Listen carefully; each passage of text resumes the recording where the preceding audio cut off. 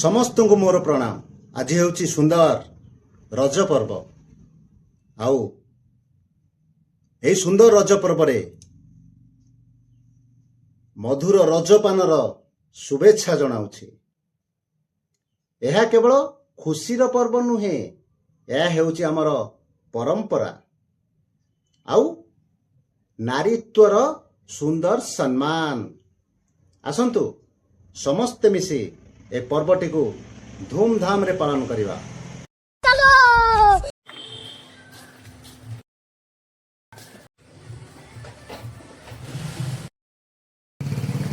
ସୁନ୍ଦର ରଜ ପର୍ବରେ ମଧୁର ରଜପାନର ଶୁଭେଚ୍ଛା। ପାନ ଖଣ୍ଡେ ଖାଆନ୍ତୁ, ପାଟିକୁ ବାସ୍ନା କରାନ୍ତୁ।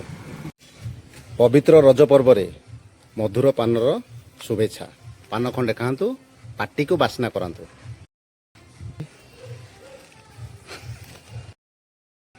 ପବିତ୍ର ରଜ ପର୍ବରେ ମଧୁର ରଜପାନର ଶୁଭେଚ୍ଛା।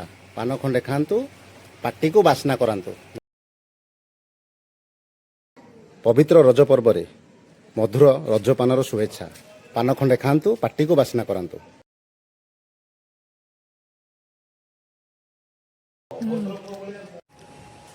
ପବିତ୍ର ରଜ ପର୍ବରେ ମଧୁର ରଜପାନର ଶୁଭେଚ୍ଛା। ପାନ ଖଣ୍ଡେ ଖାଆନ୍ତୁ, ପାଟିକୁ ବାସ୍ନା କରାନ୍ତୁ। ପବିତ୍ର ରଜ ଉତ୍ସବରେ ମଧୁର ରଜପାନ ଶୁଭେଚ୍ଛା। ପାନ ଖଣ୍ଡେ ଖାଆନ୍ତୁ, ପାଟିକୁ ବାସ୍ନା କରାନ୍ତୁ। ପବିତ୍ର ରଜ ପର୍ବରେ ମଧୁର ରଜପାନର ଶୁଭେଚ୍ଛା। ପାନ ଖଣ୍ଡେ ଖାଆନ୍ତୁ, ପାଟିକୁ ବାସ୍ନା କରାନ୍ତୁ। ଜୟ ଜଗନ୍ନାଥ। ଇଏ ହେଉଛି ଆମର ରବି ଭାଇଙ୍କ ଦୋକାନ। ରବି ଭାଇ,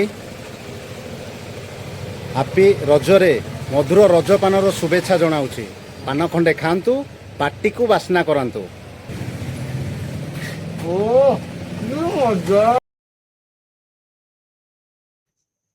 ଏଇଟା ଥିଲା ମୋର ଛୋଟିଆ ପ୍ରୟାସଟିଏ। ଆପଣମାନଙ୍କୁ ଏ ଭିଡ଼ିଓଟି କେମିତି ଲାଗିଲା ନିଶ୍ଚୟ କମେଣ୍ଟ କରି ଜଣାଇବେ। ଆଉ ଲାଇକ୍, ସେୟାର, ଫଲୋ କରିବାକୁ କେବେ ବି ଭୁଲିବେନି। ରହିଲି। ଜୟ ଜଗନ୍ନାଥ।